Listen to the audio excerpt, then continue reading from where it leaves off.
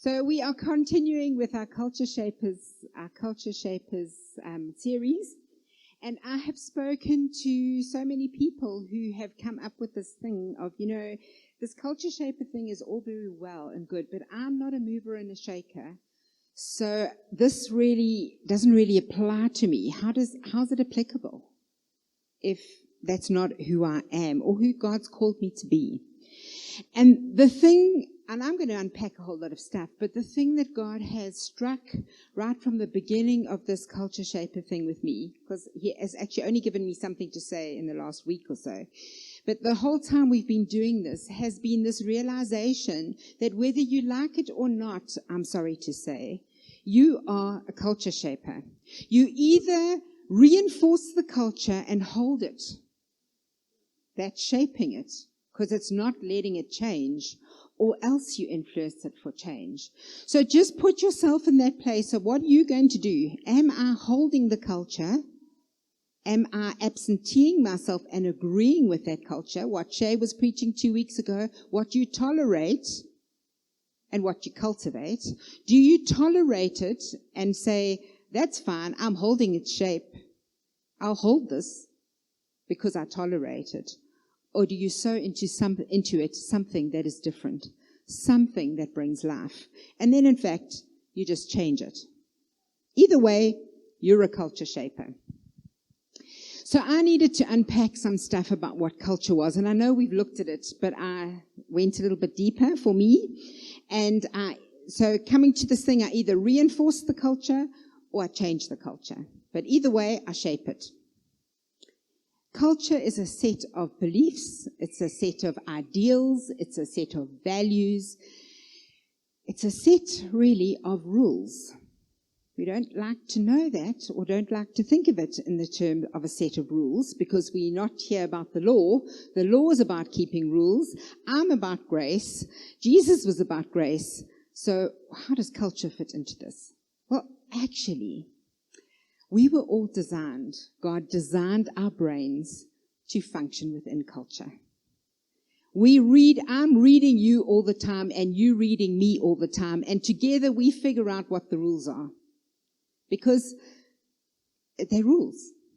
You step into someone else's family and you do things in a different way, you figure out pretty quickly, you know it. Oh, I put my foot in there. I shouldn't have done this or said that. Or where it's something you might do every single day in your family. In someone else's family, it's not the way it's done. It's a set of rules. Unwritten, but we all know them. That's what form culture. It's got to do with our goals, our practices, and our behaviors, all mixed up together. But it's almost like if you can imagine an apple, the outside or the skin of the apple is what we do, the behaviors. That's the stuff you can see. The kind of clothes we wear, whatever the look is, how we behave, some of the language we use, that's the culture, the outside.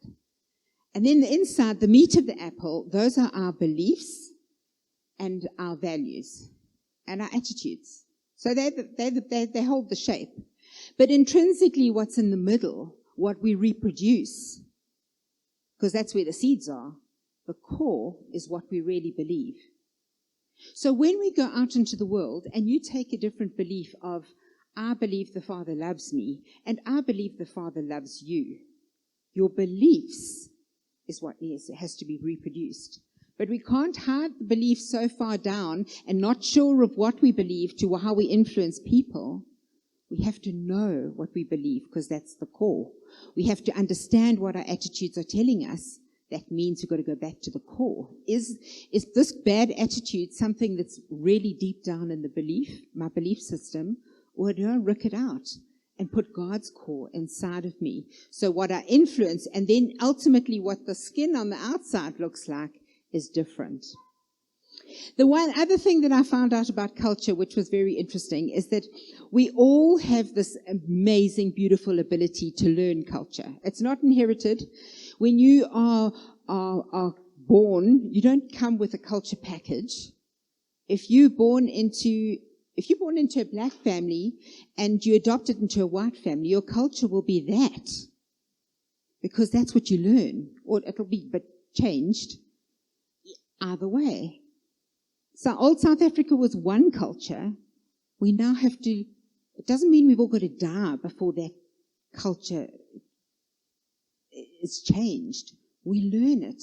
We grow within that space, and we change, because we all have this incredible ability to read culture and learn it, change inside of us. And then the other incredible thing is that whether we like it or not, we emit culture. We pass it on. You can't say, I'm going to keep this culture nice and safe inside of me. Culture doesn't work with one person. Culture is something we can't help but spread. We can't help but transmit it.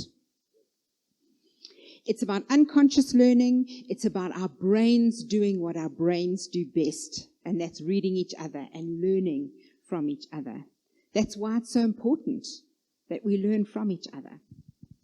Culture is something that's shared, and if you change one little bit of culture, it affects the other. Think of the effect of cell phones. It's changed our culture. In our family, it was always the teenagers at that stage when they got cell phones, that the whole culture was about technology and cell phones. But let me tell you, the longer they've been around, the effect is felt through the generations. It's not just all with the teenagers anymore. So, what is that function of culture?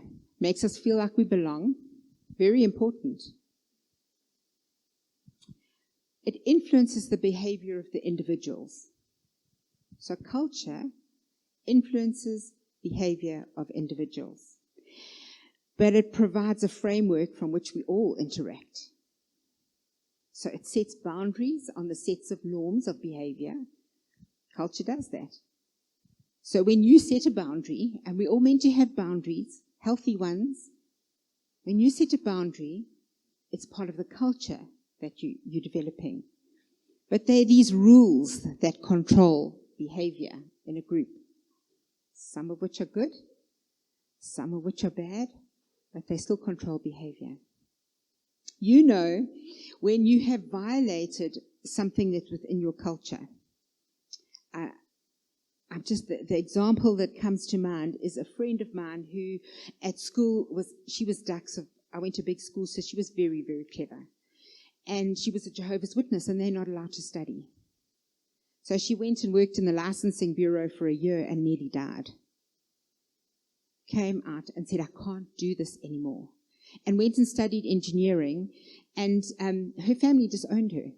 Her culture ostracized her, her community ostracized her absolutely, completely, because she went against their rules, their culture.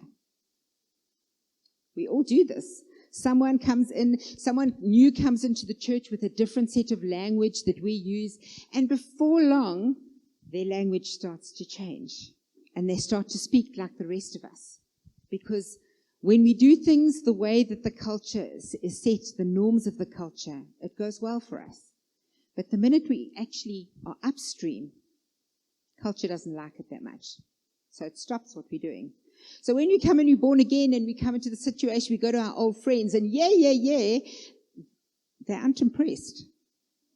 How we work this thing out is important. Culture is like the wind. It's invisible, but boy, can you see it? You can feel it. And if you put your foot wrong, you know it. If you're right, you fit in. And Christianity is the one religion. We've got lots of one things that we are different to the others. But it is a very cross-cultural religion. That's the point, to go into all the world. It's not to go into all the world and make nice Western disciples.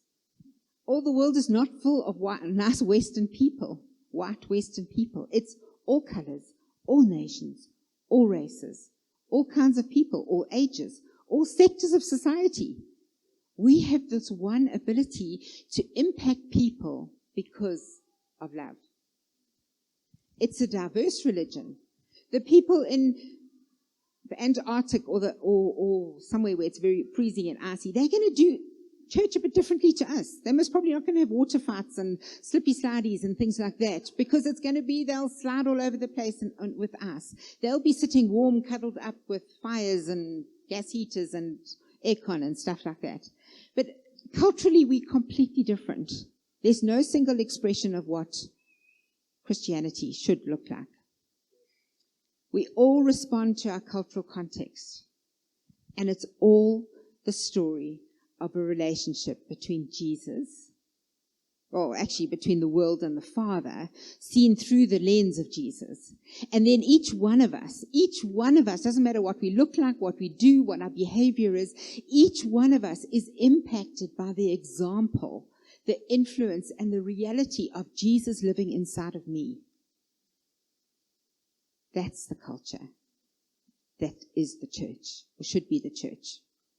Now, 2 weeks ago, Shay preached on consumerism. We saw that little snippet of Alan Hirsch talking about how consumerism has affected our whole idea of discipleship. And I went and studied a whole lot on this because we've looked at it before. I've looked at it before. We've looked at it in ways, when are we consumers and when we contributors and things like that. So we've looked at, it's not a new terminology, but I went a whole lot deeper than I think I had before. I think because my understanding was opened a little bit about how impactful the thinking of consumerism is. It came into the church after the Second World War when the people weren't, the needs of the people weren't being met by the church anymore.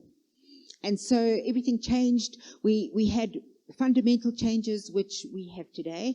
We have the worship team up here. We have sort of a concert type approach to worship where we have a band up. And some churches even have smoke machines and lights to go with it to make it more intense. Doesn't matter. But that's when it started coming in, and consumerism started taking over the world. And if we look at it today, consumerism is, and it's a big word, it just means that we find value in what we have.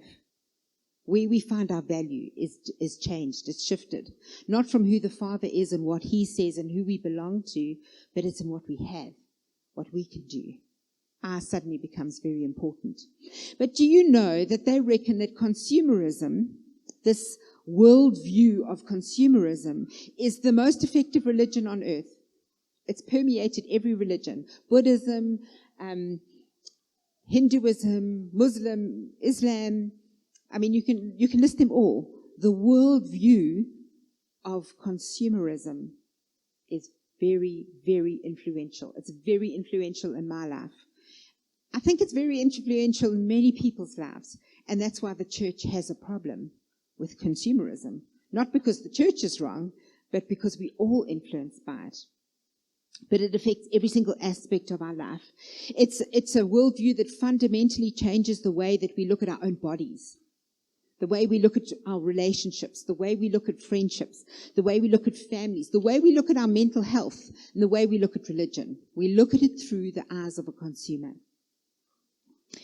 We look at the fact that actually we start to believe that love, we taught that love is expressed through expensive gifts. The only expensive gift in the Bible that it talks about, love being the price of, is Jesus. But people start being shifted out from central focus. It's about our needs and our desires being met. And this is a horrible thing to say. But how much of church is about meeting what I need, what I want? And if the worship's not up to scratch, well, let me blame someone. It's not, well, let me spend 24 hours the day before on my knees praying and interceding that God would break through. It's not me taking the onus. Well, let me learn an instrument and help the situation. It's easy to blame because really it's about, I want to go there and I want my needs met. And how much of it, and I'm confronted by this, how much of it is about me coming to church and having a wonderful time. And let's face it, can we break it down to a little concert and then a lecture? And free tea and coffee, and if you want nice one, you can pay for it. But actually, that's the highlight of my week, and I'm terribly sorry, but I'm dissatisfied with that. I'm disappointed, and at the same time, I'm aware that that's what I make it. It's got to be more. There's got to be more. Otherwise, what are we doing here?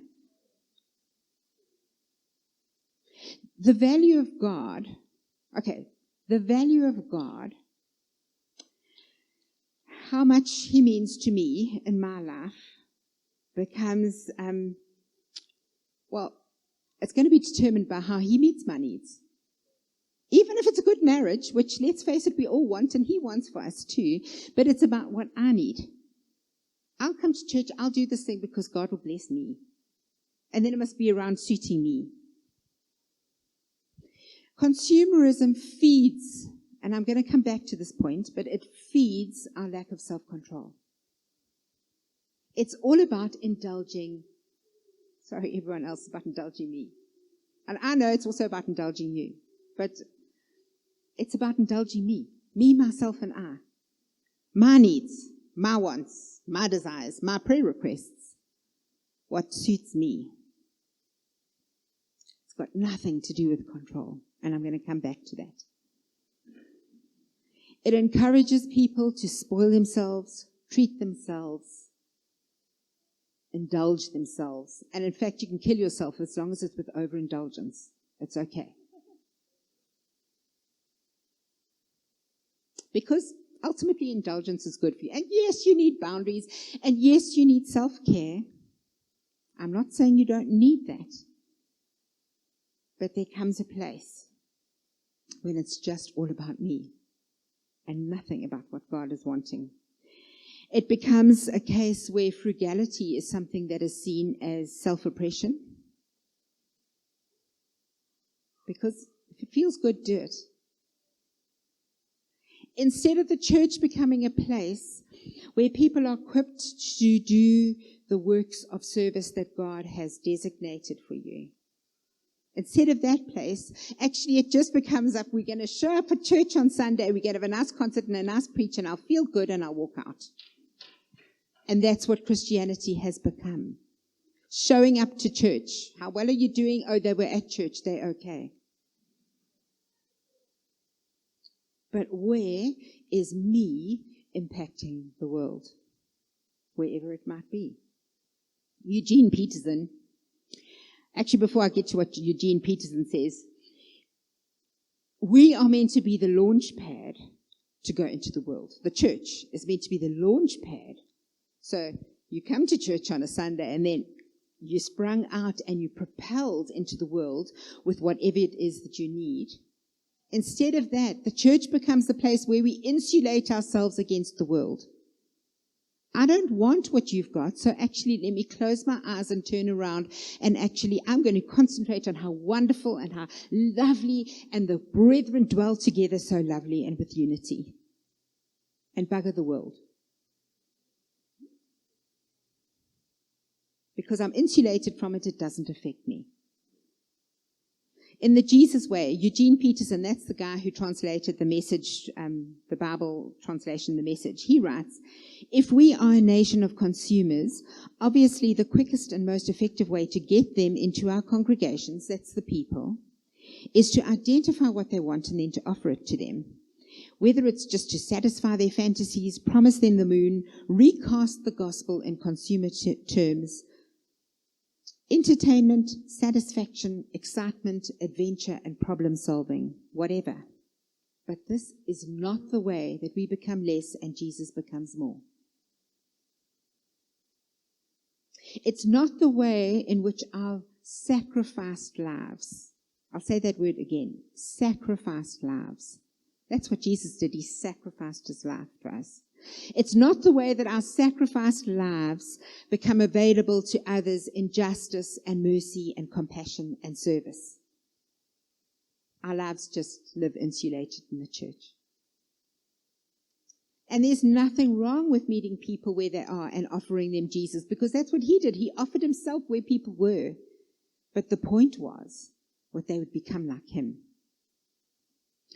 And we should really be asking ourselves these questions.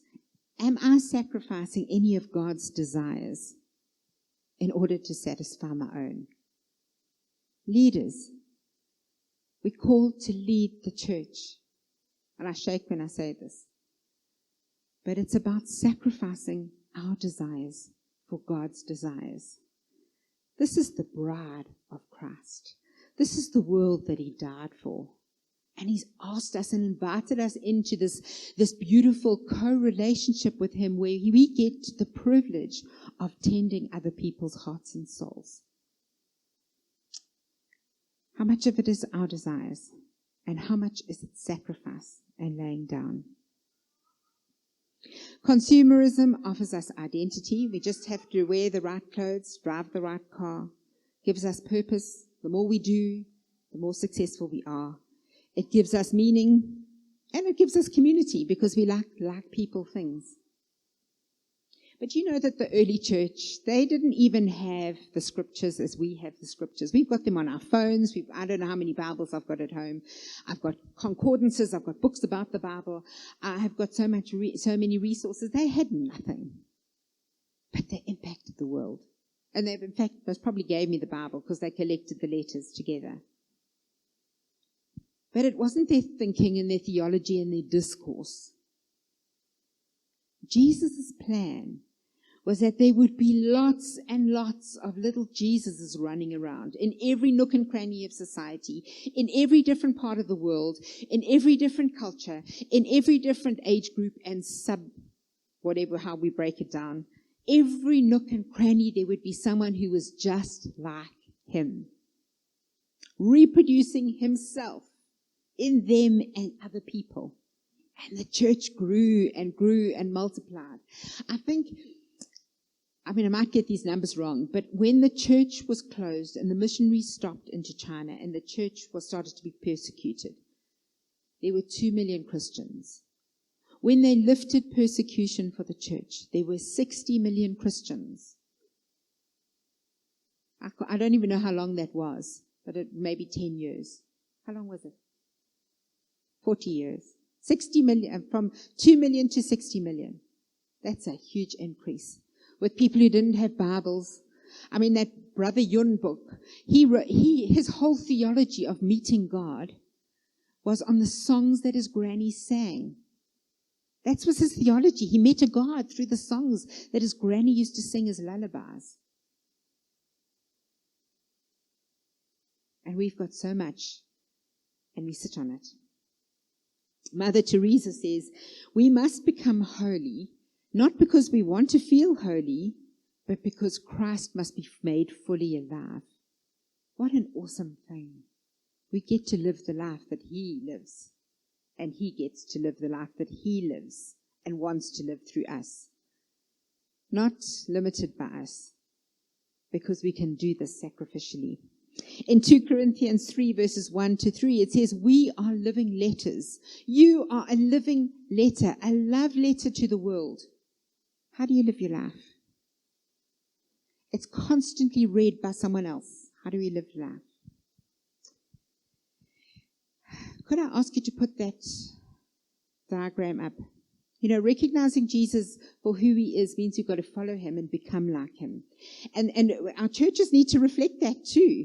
And there were just these two comparisons of what happens in a consumer Christianity, in consumer Christianity. And then the other one is in all the world, one where we go into all the world and make disciples.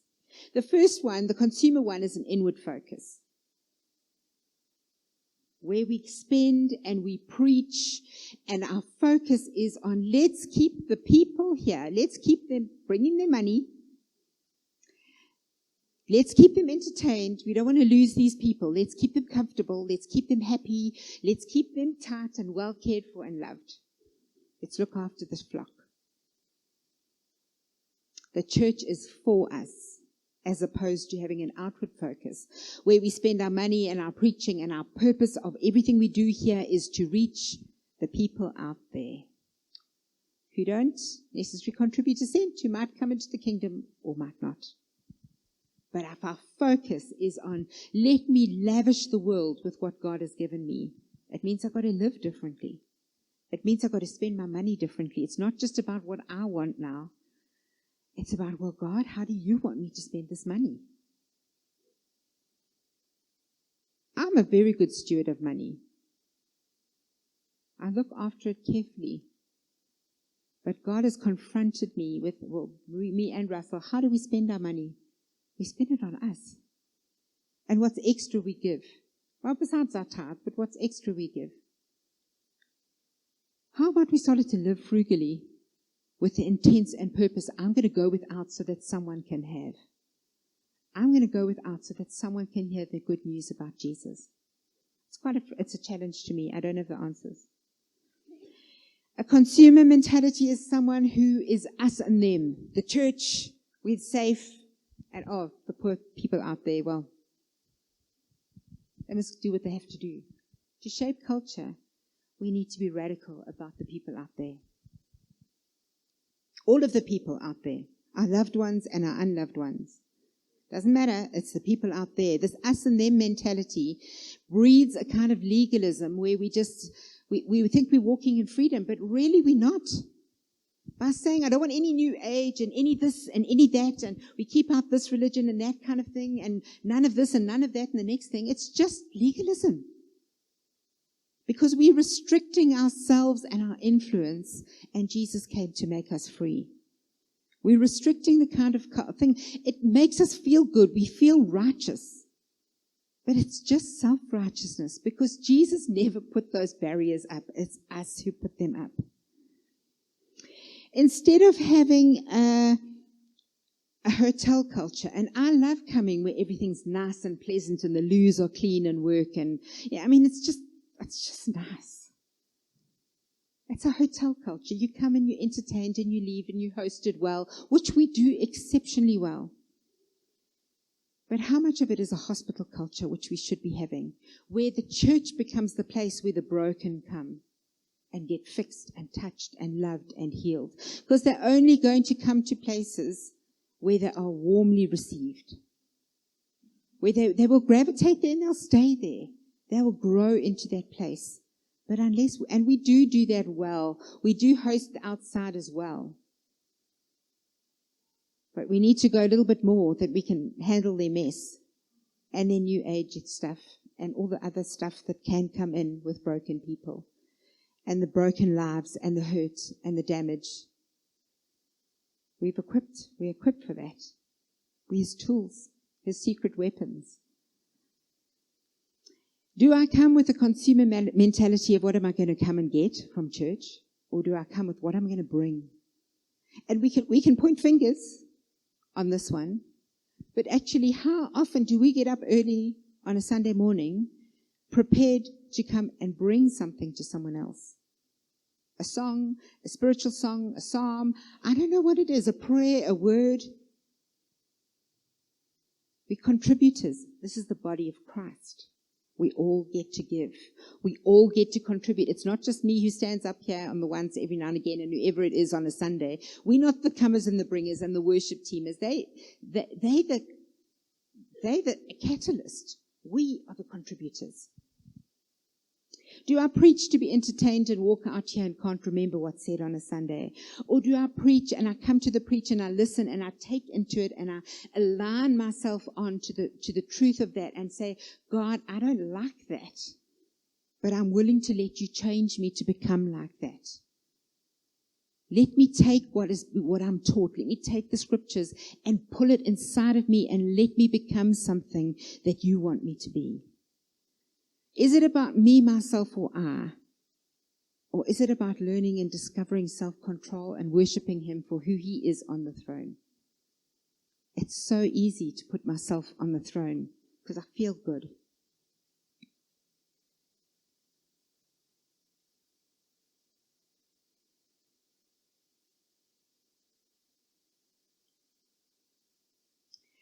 We are called to represent Jesus within our cultural contexts. We're South Africans, and if we go to another cultural context, you won't be able to leave behind the fact that we're South Africans. But we're called to represent Jesus to people. We're called to fit in and understand, well, not to fit in, but to understand our culture, to be able to read our culture so that we can be relevant to the people around us. We need to understand it, to speak the language, to be able to identify its desires, all with the intention of showing Jesus. All with the intention of showing Jesus. can't give up what we believe and just become like them, become like the world. It's not what it's about. We're called to influence people and get them to see and taste and feel what Jesus feels and tastes and looks like. How I hold space for others to get to that place. And as I was thinking about the us and the them, I became so aware of one of our fundamental natures, our fundamental characteristics as the church. And I hate to say that, but boy, are we judgmental. You know what that person's doing? They're sinning. And we can list off the sins quickly. We know what they're doing when they're sinning. We're quick to judge. But if we're going to be a church that's not based on me, it's a church that's based on who Jesus is, who the Father is. It means that we've got to put judgment aside. Hugely. Because what we're saying is, I know the rules of this behavior, of this culture, the church culture, or even the kingdom culture. I know what those rules are, and I'm just following them. I'm just choosing the rules of that culture to follow. And boy, I'm just doing exactly what I'm created to do. But if you don't follow these rules, well, then let me give you the cold shoulder. It's really what judgment's saying. You don't follow my rules. And boy, aren't we back to this thing of a list of rules again? This is what controls behavior. Surely Jesus came for more than just controlling behavior. Is that all it is? Because then it's blooming boring. It's him who's the prize. It's him, his life, his power.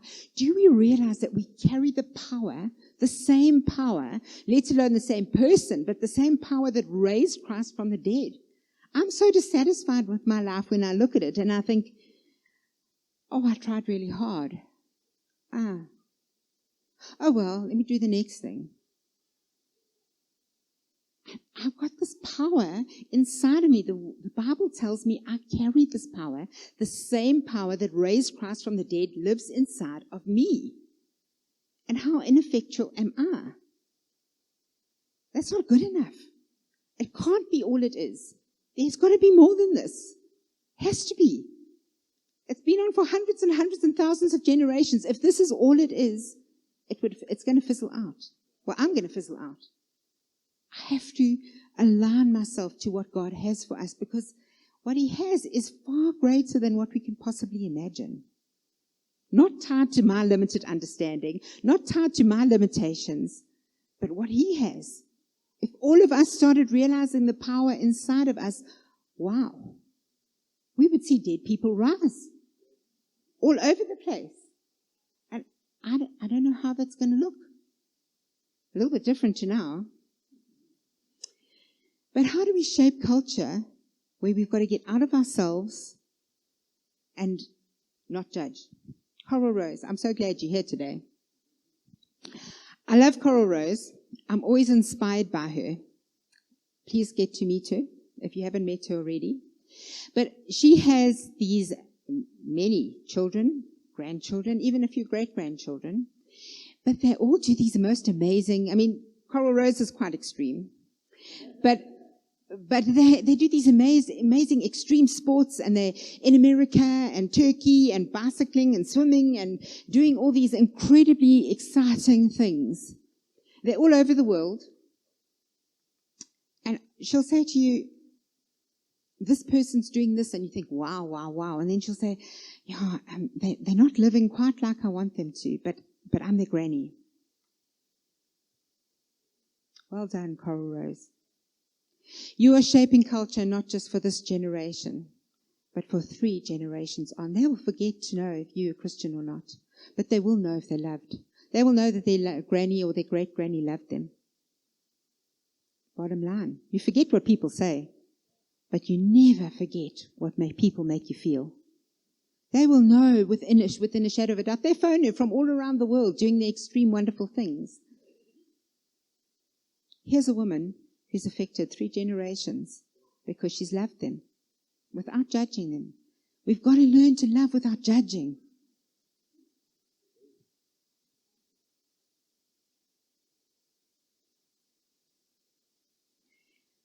And the other point of this consumer culture is that I want to talk about is self-control. It's a horrible language. I don't like those words, self-control. But consumerism is all about letting self-control go. We don't need it. And yet it's the fruit of the Spirit. It's just one word, and there's not a huge amount on it, but without self-control, we don't ever get where God's got for us. We just never reach there. We like the love and peace and joy stuff. That's lovely. We all want that. The patience, the kindness, not so much. Kindness is okay, but patience is hard. Self-control. It's what qualifies a mature Christian, self-control. More than love, actually, it's self-control. Somewhere along the line, I've deleted that scripture, but Paul reasons about the whole gospel in Acts 24. He says, when he's describing it to someone who didn't really want to listen, he said, well, it's about righteousness, self-control, and the judgment that's coming. Not ones we like to hear. Self-control is really important. And if we can lose self-control and discipline out of the church, we've lost something fundamentally important. As horrible as that sounds, and I know we're doing the fast, and there have been times when it's been very difficult, but self-control is vitally important for us. Because it's only when we discover that self, when we start walking in it, because I don't know how you work, but I'm going to drum it up. It's going to be through my sheer force of will. I'm going to do this because I'm going to be in control of me. And that works to a point. But I don't know if any of you have it's worked to nth degree. For me, it doesn't work to the nth degree, but I have to get to that point where I can't do it anymore. Because it's only when I discover control that is outside of me. It's discovering the fruit that comes out of discovering that Jesus is in control. And I make that shift from me not being in control to him being in control. In 2 Corinthians 5:14, it's about being controlled by Christ. It says, when the love of Christ controls or compels me. When the love of Christ controls me, then I've discovered self-control. Because then I can start living in a different way, and I start living in the fruit of the Holy Spirit, which is a gift. It's not something I produce. It's not something I will up. It's something that's produced within this intimate relationship with me and him. I find it the strength in him so that I can live this life that is slightly different to everyone else's, radically different, and even radically different to what I'm living now. Andrew preached on authenticity. If we're going to impact anyone, we have to be authentic. We have to, our Mondays, Tuesdays, Wednesdays, Thursdays, Fridays, Saturdays, and Sundays all need to be reflecting the same Jesus, the same level of maturity. And that means when I'm triggered. That means when things don't go my way. That means when I've got no money. That means when people irritate me over the phone and they don't know me, but how I react. Am I authentic or not?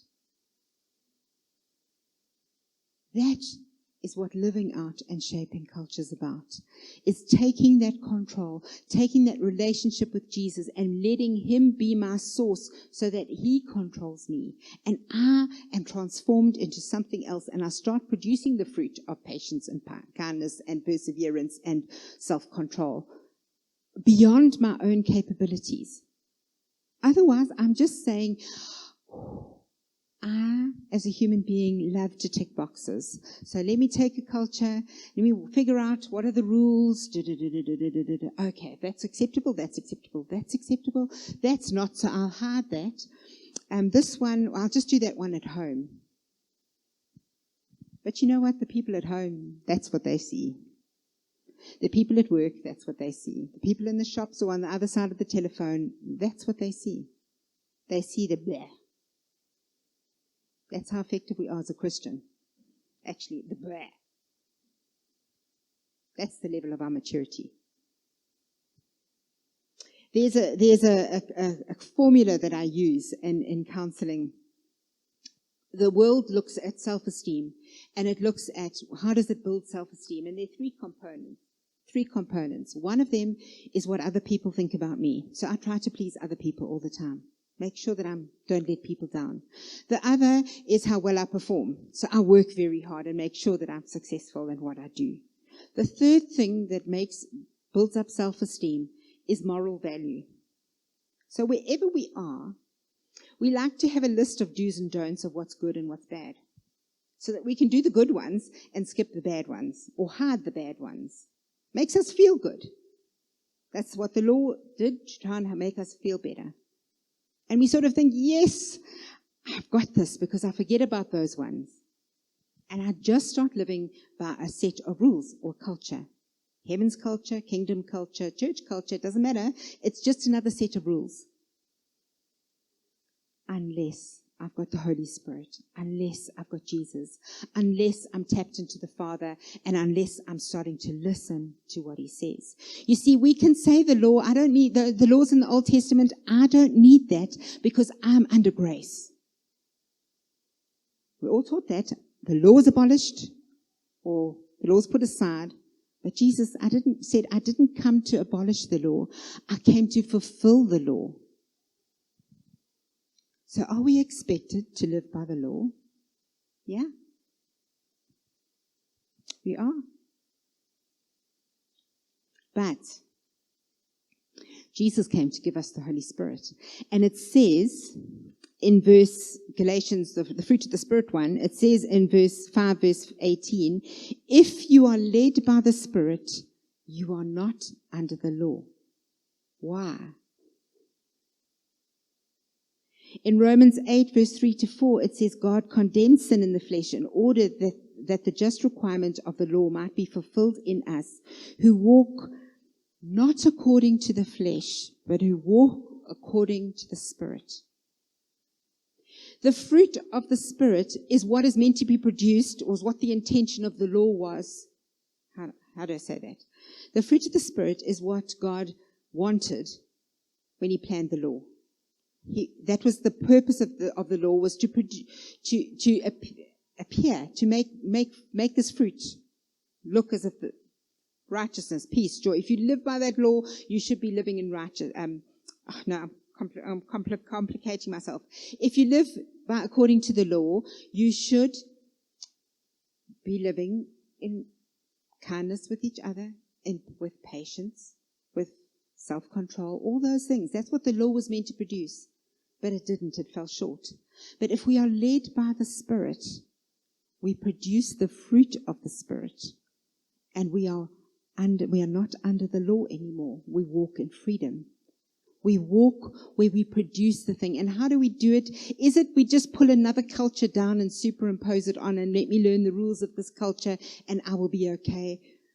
Well, I've done that.